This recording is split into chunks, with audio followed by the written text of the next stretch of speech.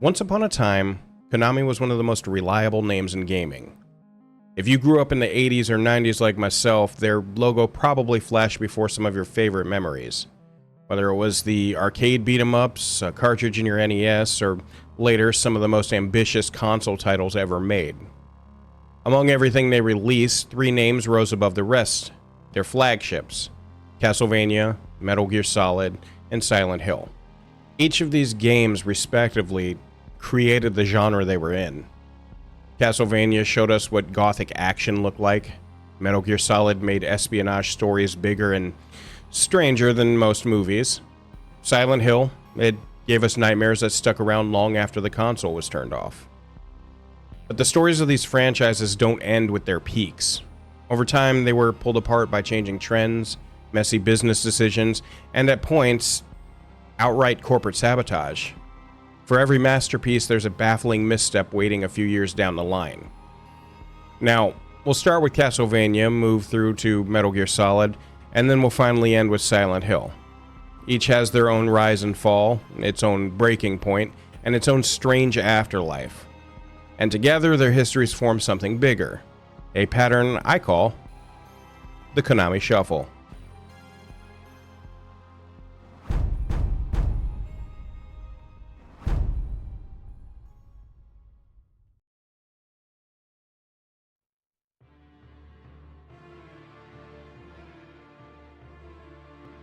Castlevania began humbly in 1986 on the Famicom Disk System in Japan, and a year later it landed on the NES in North America.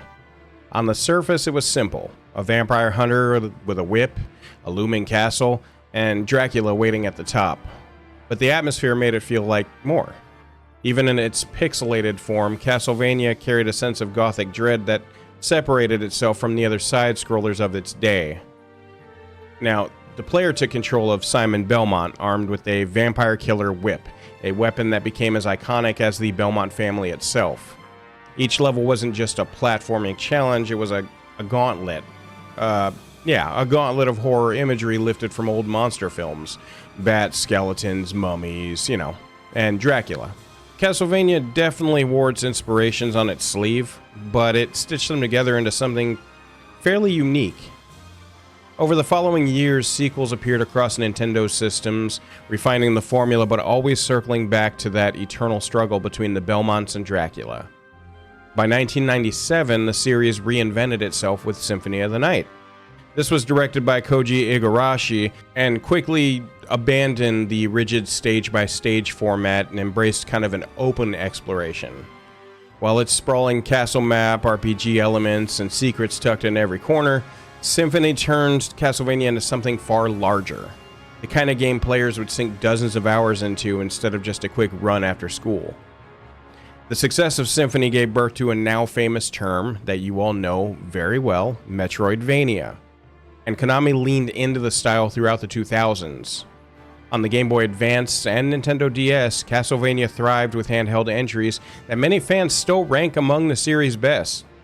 Castlevania was beyond the point of just surviving or just making a quick buck. It was shaping the language of video games themselves. It was absolutely the quintessential golden era. But as we'll see later on, even the strongest legacies aren't immune to change, especially when the industry shifts and the companies behind the series kind of start looking in other directions.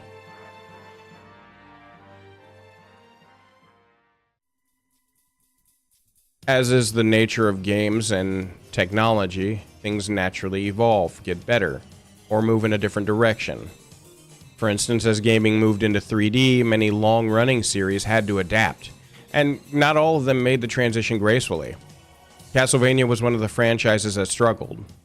On the Nintendo 64, for instance, the series arrived in 3D with Castlevania and its expanded version, Legacy of Darkness. These games carried ambition, but zero polish. The atmosphere was there, but there were clunky controls, an awkward camera. It kind of just left players more frustrated than frightened.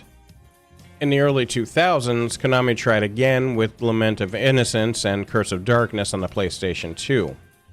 These titles built a more stylish combat system and introduced a deeper storyline, but they still kinda just lacked the refinement that fans had come to expect from the 2D entries. Reviewers often describe them as serviceable action games, but not essential Castlevania experiences.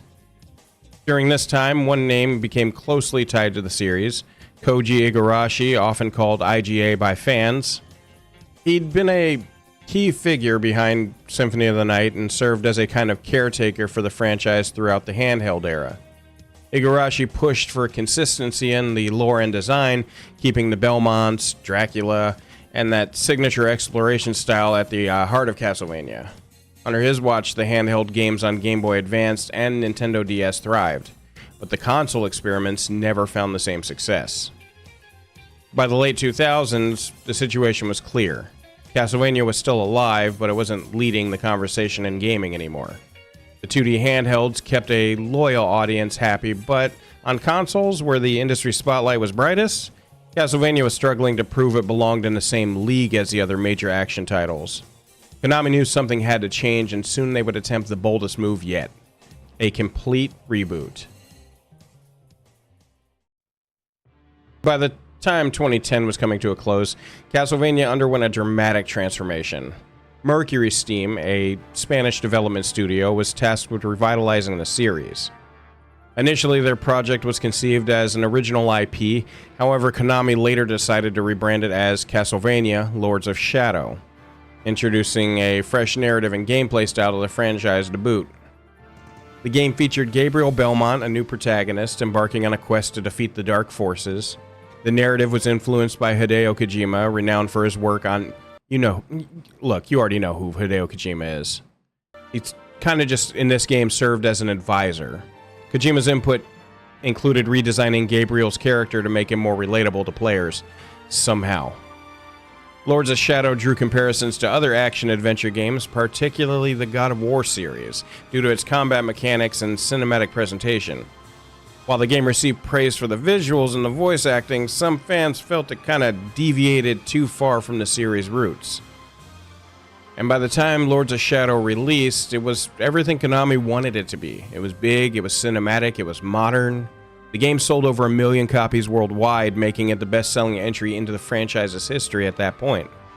Critics praised the presentation, the scale of environments, the orchestral tone that made every swing of the whip sound larger than life. And for some, Lords of Shadow was absolute proof that Castlevania could compete with the heavy hitters of the day. Games like God of War and Devil May Cry.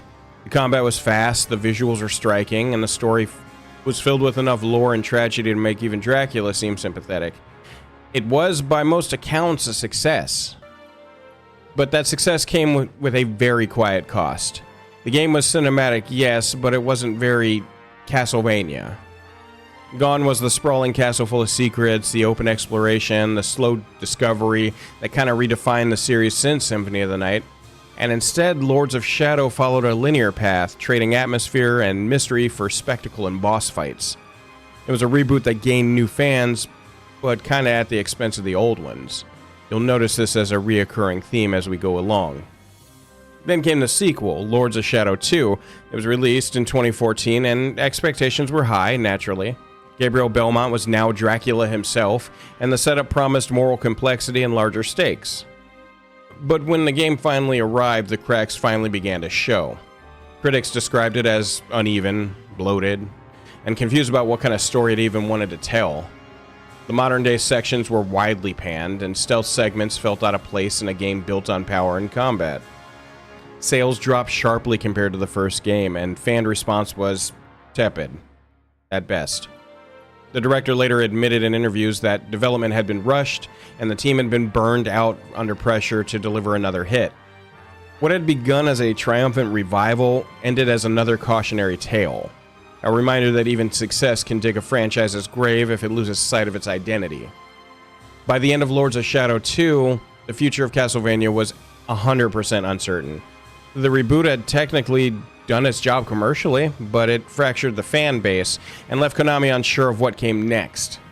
That uncertainty kind of set the stage for what would become the franchise's most infamous chapter, the moment when Konami's focus shifted entirely away from games altogether. By about 2015, the signs were all there. The Castlevania teams were quiet, The console releases had dried up, and Konami was shifting priorities. But the moment that really broke things for the franchise came with the conversion into gambling hardware. You know, Pachinko machines and Patchy slot.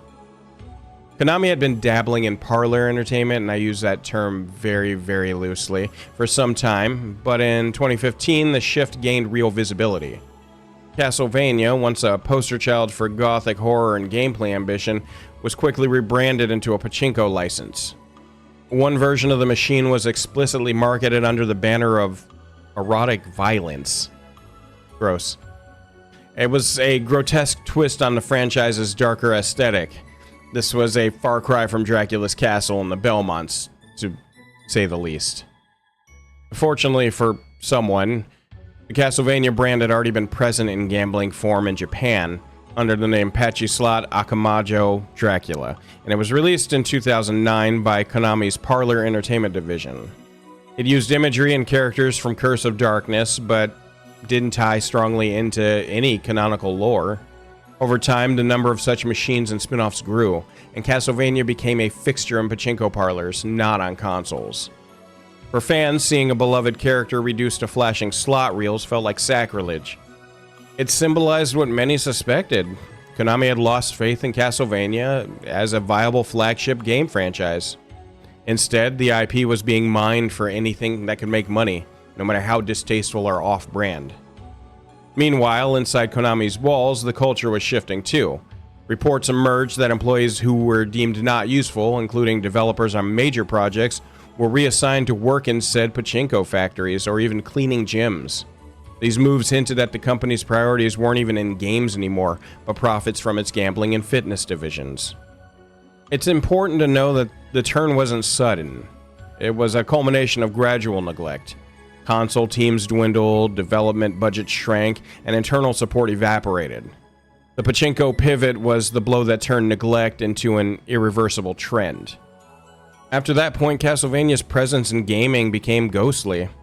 There were no new AAA titles, no bold pitches, just licensing deals, collections, and sporadic nostalgia. But the damage to the franchise's momentum had pretty much already been done. In the years after the pachinko shift, Castlevania had all but vanished from the gaming landscape. For over a decade, the only new appearances came through collections, remasters, and the occasional cameo in other Konami properties. For a series that once helped define an entire genre, it had become little more than a brand logo that Konami dusted off whenever nostalgia seemed profitable. But then in 2017, something unexpected happened. And it didn't come from a game at all. Netflix premiered an animation adaptation of Castlevania, loosely based on Castlevania 3 Dracula's Curse. It was violent, emotional, and surprisingly well written.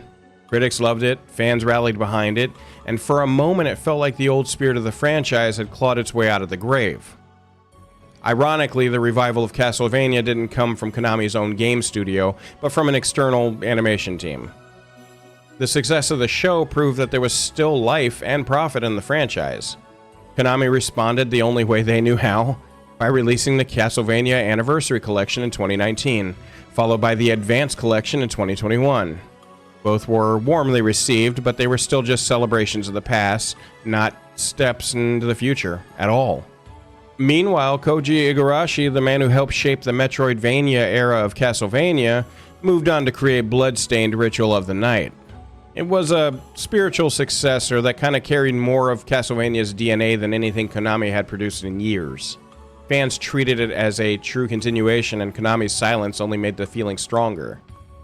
Today, Castlevania exists in a strange limbo. The Netflix series continues to expand its universe, new collections keep old games accessible, and rumors of a true revival surface every few years. But nothing concrete has happened. The franchise remains suspended between reverence and neglect, like Dracula waiting for someone to remove the stake. One thing became clear, though: Castlevania's decline was not sudden, and it wasn't inevitable. It was a result of a series of choices, calculated, corporate, and safe. And I cannot stress that word, safe. In trying to keep the brand alive, Konami forgot what made it legendary. And as the castle faded into the mist, the company turned its attention to a very different kind of empire. By the end of 2010, Castlevania wasn't dead, but it definitely wasn't alive in the way fans remembered either. The franchise had been quietly boxed up, only to be opened when Konami saw the opportunity to resell its past. Collections and remasters replaced innovation, and a Netflix series carried the creative torch that the game studio dropped years before. It was progress without movement, a celebration of legacy that the company no longer seemed interested in continuing. This is the first clear sign of what I now call the Konami Shuffle, the slow repurposing of beloved series into a safer, cheaper, and more controllable form. Rather than nurture the game and build on its name, Konami began shelving them in favor for media tie-ins, Pachinko machines, and nostalgia packages. Castlevania was the test case, and it worked well enough that Konami applied the same pattern to their next target, one of the most ambitious and acclaimed franchises in gaming history. That franchise was Metal Gear Solid, and unlike Castlevania, its downfall would not come quietly. Now, to tell this story, we're going to turn the clock back just a little bit, back to 1987, where the original Metal Gear launched on the MSX2 computer.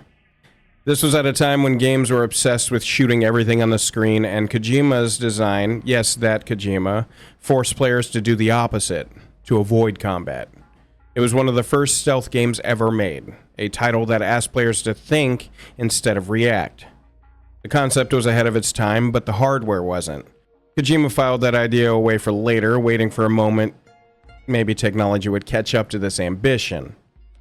And that moment came in 1998, when Metal Gear Solid hit the PlayStation. It was cinematic, it was dramatic, it was unapologetically weird.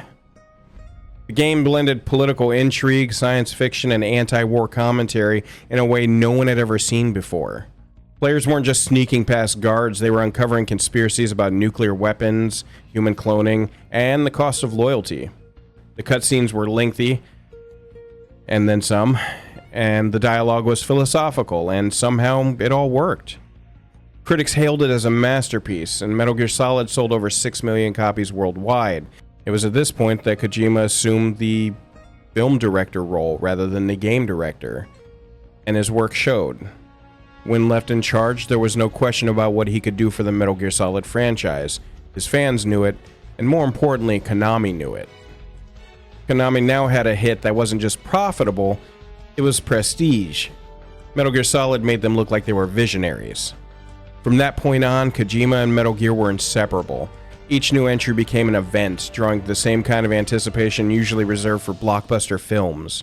And for a while, Konami seemed happy to let Kojima lead the charge. After all, the results spoke for themselves. But the bigger Kojima's ideas grew, the more complicated that relationship would become, and the seeds to their eventual conflict were already there, hidden beneath the surface. Konami had a ringer now, and his name was Hideo Kojima.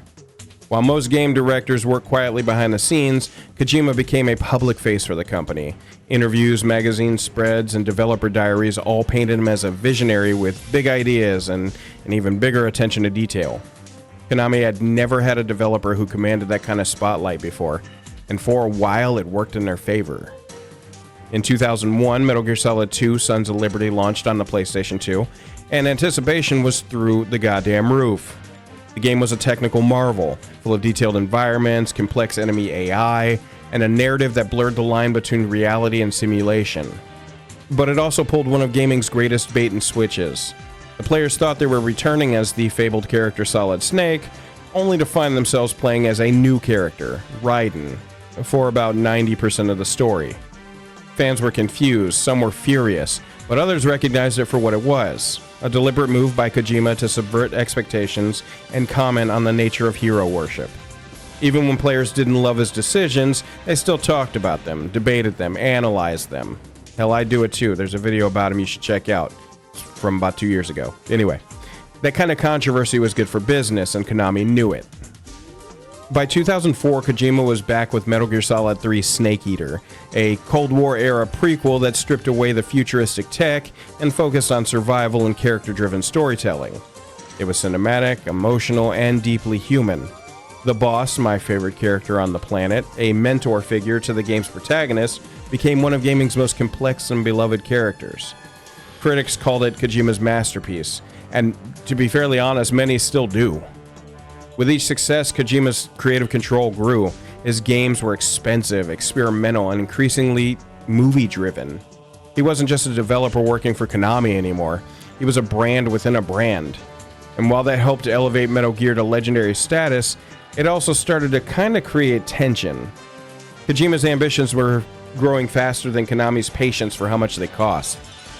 At first, the company tolerated it. The games made money and prestige buys time. But inside Konami's corporate structure, one that prized control and efficiency, Kojima's independence was quietly becoming a problem. The director they had built up was too big to contain now, and that clash would only intensify as the series moved into its most ambitious and divisive entries yet. By the late 2000s, Hideo Kojima and Konami had built one of gaming's most prestigious franchises. But that prestige came with such a heavy price. Every new Metal Gear was bigger, more complex, and far more expensive than the last. And as the budgets grew, so did the tension. In 2008, Metal Gear Solid 4 Guns of the Patriots launched as a PlayStation 3 exclusive. It was a technical marvel, once again, a showcase of what the PS3 could do, but it came at an enormous cost. The game's production ran for years, with rumors of ballooning budgets and crunch conditions. The result was part movie, part game, with lengthy cutscenes and a labyrinth of a plot that tied up every thread in the series. Fans were split. Some called it a masterpiece, others thought it was indulgent. Konami, meanwhile, saw a product that took years to make and could not easily be replicated. The company's patience started to wear thin. Kojima's perfectionism, once praised, was now a liability. Each title took longer to produce, requiring larger teams and more resources. Yet the game's success made it difficult for Konami to intervene without looking like the villain. It was honestly a creative standoff, one that would quietly define their relationship moving forward. In 2010, Kojima shifted focus to portable gaming with Metal Gear Solid Peace Walker, and that came on the PSP. It was meant to be a smaller scale project, but in true Kojima fashion, naturally, it expanded far beyond its original scope. Peace Walker blurred the line between console and handheld design, introducing the base management mechanics that would later become crucial in Metal Gear Solid 5. Critics praised it as one of the best portable games ever made, but inside Konami, it reinforced a pattern. No matter how small the project started, Kojima would always make it bigger. Around this time, the rest of Konami's business was changing. Profits from console gaming were flattening, and the company was quietly reorienting itself towards more stable and lower-risk ventures, mobile titles, pachinko machines, and fitness enterprises. You can see where the stories start to line up, can't you? Anyway, the contrast between Kojima's cinematic high-budget visions and Konami's new cost-cutting philosophy could not have been sharper. Still, Konami tolerated it, because Metal Gear was too valuable to kill. But by the early 2010s, the stage was set for confrontation. Kojima wanted to create the most ambitious open-world stealth game ever made. Konami wanted him to do it faster, cheaper, and with fewer headaches. The result would be one of the most turbulent productions in gaming history, and the event that would permanently fracture one of the industry's greatest creative partnerships. In 2012, Hideo Kojima announced his most ambitious project yet, which I've said ambitious about 17 times regarding Hideo Kojima, so that should tell you how annoying he was to work for this company. In any case, Metal Gear Solid 5 came in two parts, Ground Zeroes and The Phantom Pain. This time, he wasn't just pushing cinematic storytelling, he wanted to create an open-world stealth experience that would merge gameplay freedom with emotional storytelling, a true next-generation Metal Gear. Konami obviously greenlit the project, but the tension between Kojima Productions and corporate management was already at a breaking point. Development dragged on for years. The new Fox engine, created by Kojima's direction, was powerful but pretty fucking costly. Budgets ballooned, deadlines slipped. For Konami executives, Metal Gear Solid 5 had become a money sink, a masterpiece in the making, but one that came with endless invoices. By 2015, the cracks were visible to everyone, and reports surfaced that Konami had begun stripping Kojima's name from the marketing material. The official box art for Metal Gear Solid 5: The Phantom Pain no longer read a Hideo Kojima game under the title, which broke a decades-long tradition, and staff within Kojima Productions were allegedly cut off from corporate emails, restricted from events, and forced to work under surveillance. It was a quiet war, one fought behind office doors and press releases. Despite all of this, The Phantom Pain released in 2015 in September to critical acclaim. Reviewers called it one of the best stealth action games ever made, a near-perfect blend of freedom, design, performance, so on and so on. But it was also incomplete, funny enough. The final chapter was missing, side plots were unresolved, and the story ended abruptly. Fans noticed. The brilliance of the gameplay couldn't hide the fact that something had gone wrong behind the curtain. Shortly after release, Kojima officially left Konami. His departure was not amicable. At the Game Awards that same year, host Jeff Knightley announced that Konami had barred Kojima from attending, which also prevented him from accepting the award for The Phantom Pain, which also meant the crowd booed and was very unhappy about this, and it was one of the most public corporate breakups in gaming history. In the months that followed, more reports surfaced about Konami's internal restructuring, developers reassigned to mobile projects, console division shrinking, and the company publicly announcing its shift towards mobile and Pachinko gaming. Konami wasn't just losing its most famous creator, it was leaving the console space that had made it legendary. The blow had landed. Metal Gear Solid 5 stood as both a triumph and a tombstone, and was proof that brilliance could still exist under corporate strain, and a reminder of what it cost to make it happen. The series had reached its highest technical point just as it collapsed from within, and Konami, having cut ties from its greatest director, turned its focus elsewhere, towards a future that would soon swallow another beloved franchise whole. When the dust settled, it became clear that the fall of Metal Gear wasn't just about one bad decision or even one failed project. It was kind of about a relationship that had fallen apart from the inside. The question wasn't simply what happened to Metal Gear or who broke it first, Konami or Hideo. For decades, their partnership had been built on mutual benefit. Konami gave Kojima the funding and reach to create ambitious, film-like games. In return, Kojima gave Konami prestige, and the kind of cultural weight few game studios ever achieved. But over time, the balance of that partnership eroded. Kojima's projects grew longer, costlier, and more complicated, while Konami's corporate patience grew shorter. The two sides wanted different things. Kojima wanted to push boundaries, Konami wanted results. You know, from the outside, it was easy to paint Konami as a villain here, the company that forced out its most creative voice, and to be fair, the evidence was damning. Kojima's name was stripped from marketing, his studio was isolated, and he was barred from public appearances. But inside Konami, executives saw something different, a developer who had become uncontrollable, whose perfectionism drained resources and timelines beyond reason, really. In their eyes, the company was being held hostage by its own icon. When Kojima left in 2015, it wasn't a clean break, it was a fracture. Creative ego one side and corporate ego on the other. And in the wreckage, Metal Gear Survive emerged as Konami's attempt to prove it could carry on without him. It could not. The game was derivative, uninspired, and clearly missing the philosophical backbone that defined the series. Fans rejected it outright, not because it was bad, but because it felt like a betrayal.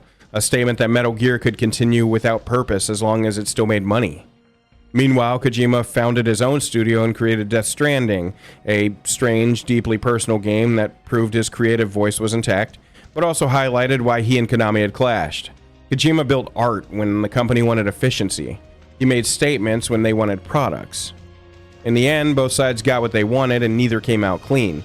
Konami freed itself from the burden of expensive prestige games, but lost its credibility with fans. Kojima escaped corporate oversight, but left behind the series that defined him. And caught in the middle was Metal Gear itself, a franchise too iconic to die, yet too broken to move forward. This was the human cost of the Konami shuffle. The moment when creative ambition and corporate pragmatism collided so violently that neither could recover. And while Metal Gear's fall was public, emotional, and ugly, the next collapse would be quieter, and somehow even more tragic.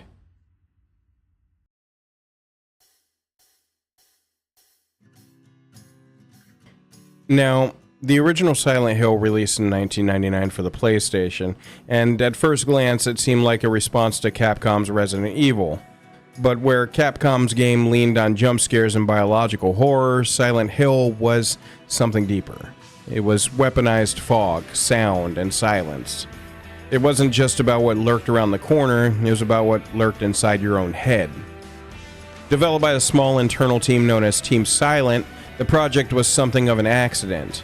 Most of the staff were misfits within Konami. Developers who didn't fit the corporate mold had been passed over for higher profile projects. Left to their own devices, they decided to make something that broke every rule. What emerged was a psychological experiment disguised as a horror game. Players followed Harry Mason, an everyman searching for his missing daughter in the fog-choked town of Silent Hill.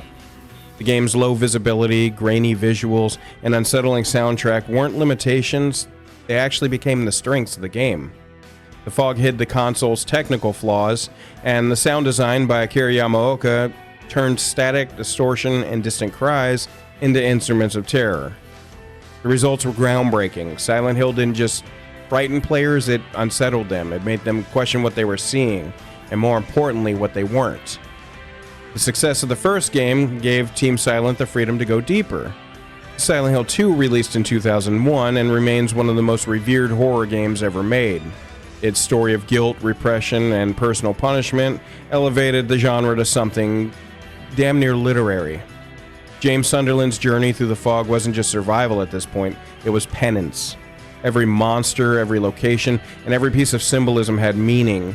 It was horror with intent, crafted by people who understood that the scariest stories aren't about monsters at all, they're about what drives someone to create them.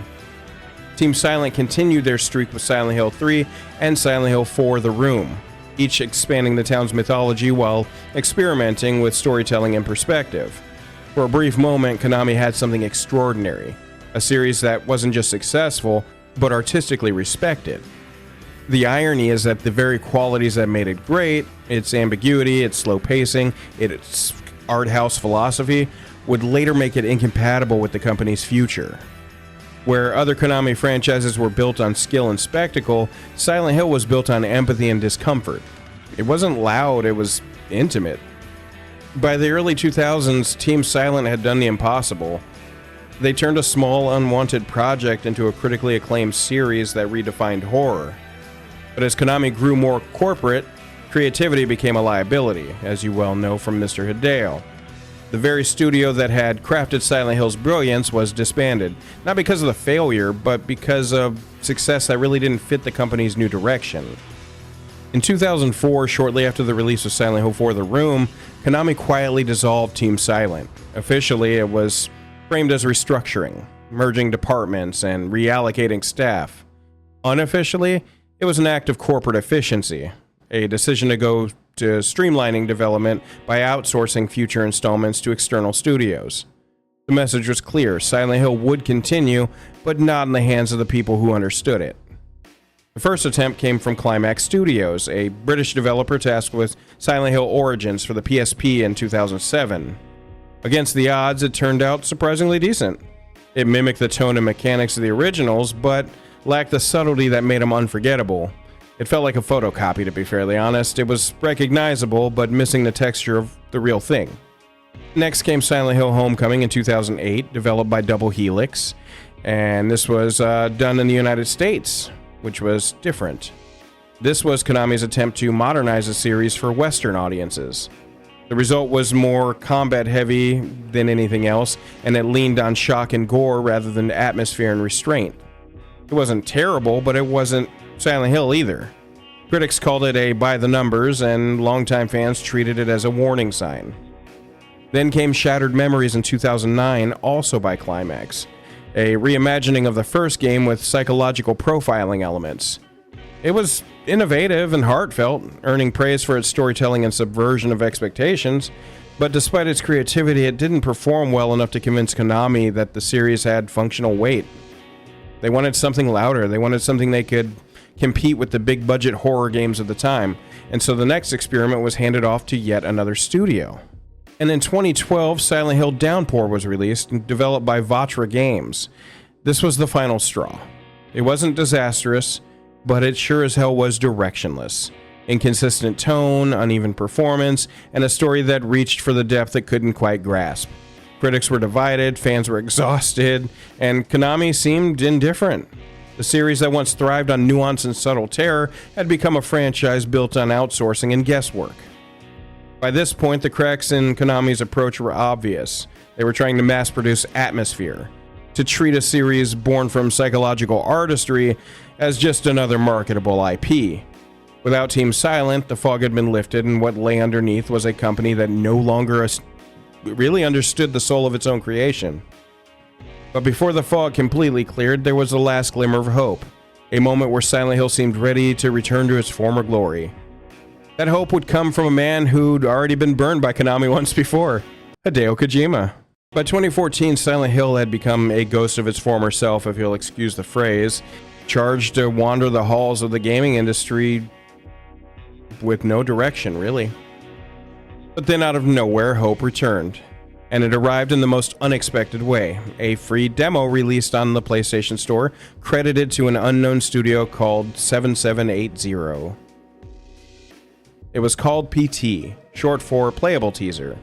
Players had no idea what it was at first. No branding, no context, just looping hallways, dimly lit, haunted by something that felt almost too real. The premise was simple: walk, observe, repeat.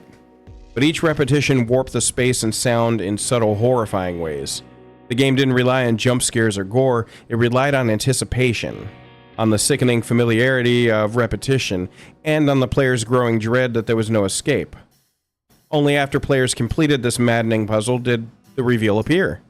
Norman Reedus standing in the fog as the words "Silent Hills" filled the screen, directed by Hideo Kojima and Guillermo del Toro. It was a perfect storm of talent. The director who had redefined storytelling in games, the filmmaker who had turned monsters into art, and the actor who would bring humanity into the horror. It felt like salvation, and for the first time in a decade, Silent Hill had people excited again. The internet exploded. Theories, breakdowns, I was a part of that business, and reaction videos flooded in. And for fans, this was not just a comeback, this was vindication. Silent Hill was about to return to its roots, and with Kojima at the helm, it would have been revolutionary. But before it could even begin, the fog rolled back in. In 2015, as mentioned before, tensions between Kojima and Konami reached their breaking point during Metal Gear Solid 5's production. Silent Hills became collateral damage. Konami canceled the project, citing business restructuring.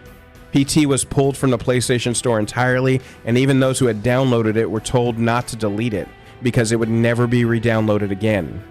What had been a spark of creative rebirth became digital myth overnight. Del Toro called the cancellation one of the most moronic things I've ever witnessed in the history of entertainment. Norman Reedus simply said, "We're working on something special." And Kojima? He went silent. Whether by legal gag order or by personal heartbreak, he never publicly elaborated on what Silent Hills could have been. In that moment, the hope that Silent Hill would ever return died with PT. It wasn't just a cancellation, it was an erasure. Konami had taken one thing that reignited the series' soul and scrubbed it from existence. Fans who still have PT installed on their consoles treat it like a relic, a forbidden artifact from a timeline where Konami didn't sabotage itself. Those were good days. And so the blow landed. The Silent Hill name was dead again, not from failure, but from fear. Fear of cost, fear of ambition, fear of another Kojima. Konami had easily proven that when faced with a choice between creative risk and corporate comfort, it's always going to choose the latter. After the cancellation of Silent Hills and the disappearance of PT, Silent Hill entered a decade of darkness. The franchise no longer moved forward. It was shelved, occasionally dusted off, and sometimes twisted into shadow forms of what it once was. In 2015, Konami released Silent Hill Patchy Slot, a slot machine version loosely based on Silent Hill 2. It turned familiar characters into imagery and flashing gambling spectacles. The choice of Silent Hill 2 is telling. When you're mining the emotional core of the franchise for profit, you kind of just go for the most resonant title. Later, Konami released more slot parlor versions tied to other Silent Hill games. Silent Hill 3, for instance, was adapted into a Apache game. In other words, Silent Hill didn't just vanish, it was repurposed. The town didn't fade into mist, it got turned into a lever you pull. To many fans, this was a symbolic blow. The franchise that once haunted players with psychological weight was now reduced to flashing lights and jingles in gambling halls. Meanwhile, Silent Hill's presence in the gaming world was minimal. Occasionally, Konami would re-release collections or remaster. Nothing new. The brand survived mostly by memory and nostalgia. For years, Silent Hill was like a ghost town. Every rumor that surfaced, leak, trademark, filings, developer hints, carried the weight of longing. Fans speculated about internal prototypes, shelved pitches, or Konami quietly rekindling the flame behind closed doors. And with the cancellation of Silent Hill didn't just stumble, it was disassembled.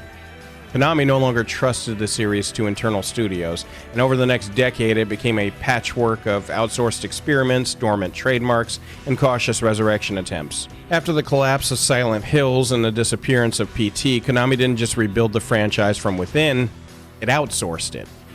What was once the most atmospheric horror series in gaming became a scattered collection of contracts and experiments, each one handled by a different studio, each one slightly further removed from the original vision. Team Silent was gone. In their place came a rotating lineup of external developers. Climax Studios, Double Helix, Vatra Games, all trying to capture the same fog in a bottle. Origins, Homecoming, Shattered Memories, Downpour, each release felt less and less like a continuation and more like an imitation. They had the trappings of Silent Hill, but not the heartbeat. And by the early 2010s, the series had turned into an anthology of near misses. It was only then, after a decade of quiet, Konami broke its silence. Not with a new game, but a broadcast. The Silent Hill transmission became the company's way of controlling the narrative. It was part live stream, part announcement reel, part public relations strategy. Instead of letting a developer speak through the work, Konami spoke for them, unveiling one outsourced project after another as if it was presenting evidence that the franchise is well and alive. The transmission began by showing two projects meant to lead this so-called new wave. The first was Silent Hill Ascension. You know, I stand corrected about something looking back on it now. They actually released the Silent Hill 2 remake trailer first before anything else, and they kind of just strung everyone along for the first couple years. And then they moved on to the following projects. So, just in case you want to pop in the comments and be like, right, you was wrong. Yeah, no, I definitely was. But hey, at least I caught it now, right? Anyway, moving on. An interactive streaming experiment billed as a live series where the audience would collectively decide the outcome. It wasn't so much a game as it was a hybrid broadcast. Fans tuned in, but they didn't stay. The pacing, the writing, the monetization model left the community kind of cold. To many, it felt like brand exercise disguised as participation. The next project, Silent Hill: The Short Message, was a small-scale psychological horror game released for free on the PS5 in January 2024. It was co-developed by Hexadrive under Konami's supervision. It replaced combat with walking, atmosphere, and themes of social media, isolation, and suicide. And for a brief moment, it felt like Silent Hill again. Quiet, personal, unnerving. Critics praised its ambition, but called it more of a proof of concept than a return to form.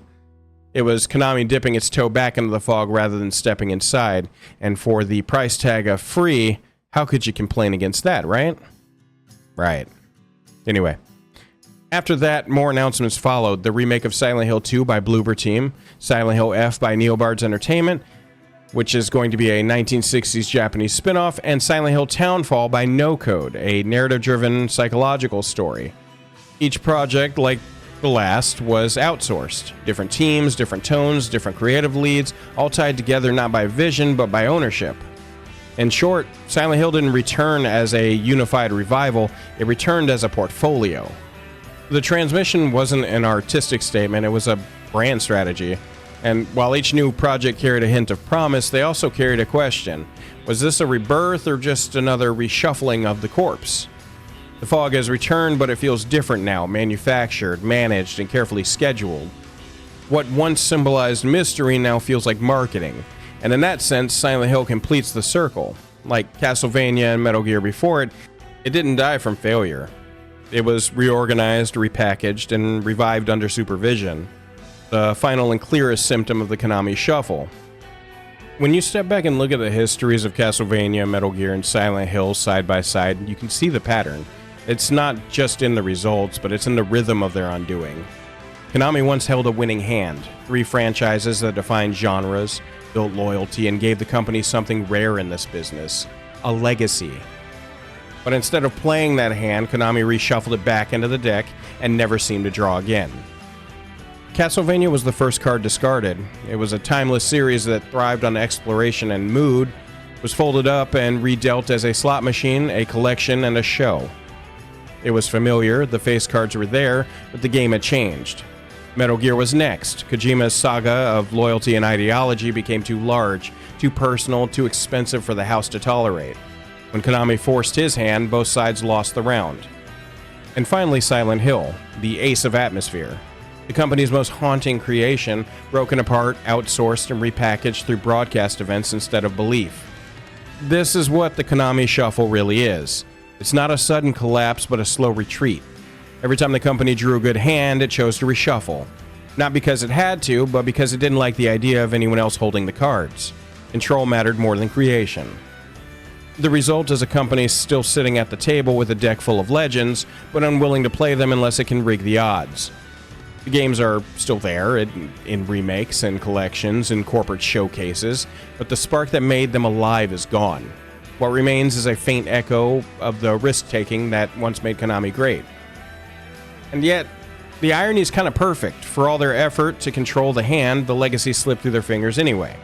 Castlevania lives on through animation and fan devotion. Metal Gear survives an influence copied by dozens of studios, and Silent Hill still whispers through the fog, not because Konami keeps it alive, but because the players refuse to forget it. The Konami shuffle wasn't about losing, it was about folding too early.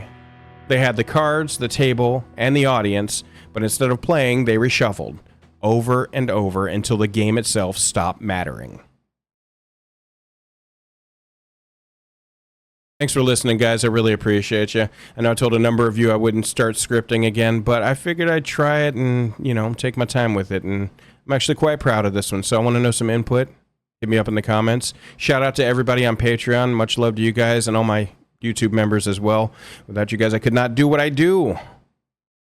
But man, this was exhausting. Anyway, I'm getting the hell out of here. If you need me for anything, you know what to do. Get in the comment section. You know I'll be there in about 3 seconds. As always. Later, guys.